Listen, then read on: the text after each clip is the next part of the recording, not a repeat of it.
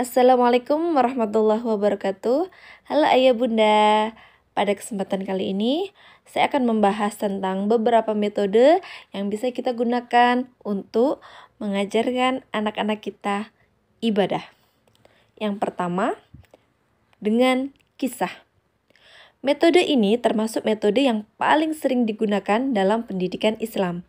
Coba bukalah Al-Quran, di sebagian besar ayatnya akan kita temukan kisah umat terdahulu, kisah nabi, dan berbagai kisah lainnya sebagai pelajaran bagi kita semua. Begitu juga hadis Rasulullah Shallallahu Alaihi Wasallam banyak memuat kisah-kisah yang mengandung hikmah. Di antara hikmahnya adalah agar hati kita selalu teguh dalam kebenaran. Quran Surat Hud ayat 120.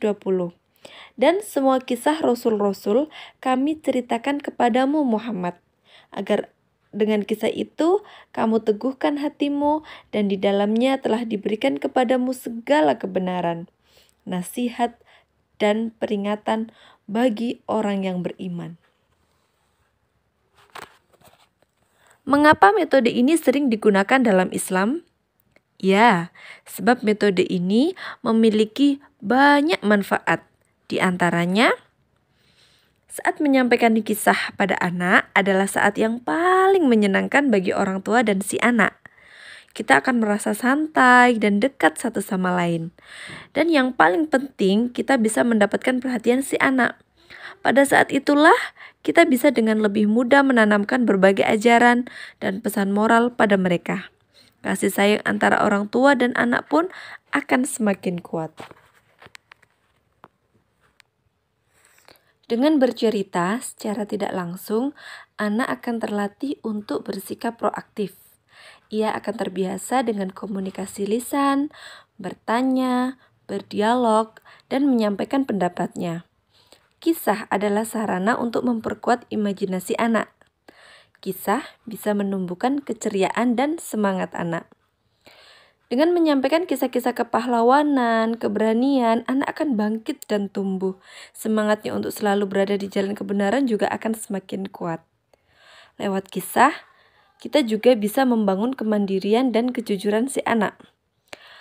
Tanpa ia sadari, kita bisa memasukkan pesan-pesan tersebut di dalam cerita. Lewat kisah, kita dapat menumbuhkan solidaritas, keikhlasan, dan kerelaan berkorban demi kepentingan orang lain. Kisah juga mampu mendidik anak untuk hormat pada hak-hak orang lain, tidak melanggar hak orang dan berusaha memenuhinya. Dengan membaca kisah dari berbagai sumber bacaan, gairah anak untuk belajar membaca akan tumbuh. Melihat betapa asiknya bunda membacakan cerita, maka itu akan memacu motivasi anak untuk segera bisa membaca juga, agar dia bisa membaca ceritanya sendiri. Menyampaikan dongeng juga meningkatkan kemampuan berbahasa anak. Nah, dari kisah, cerita, dongeng, kosakata anak akan semakin kaya, ekspresinya juga semakin beragam.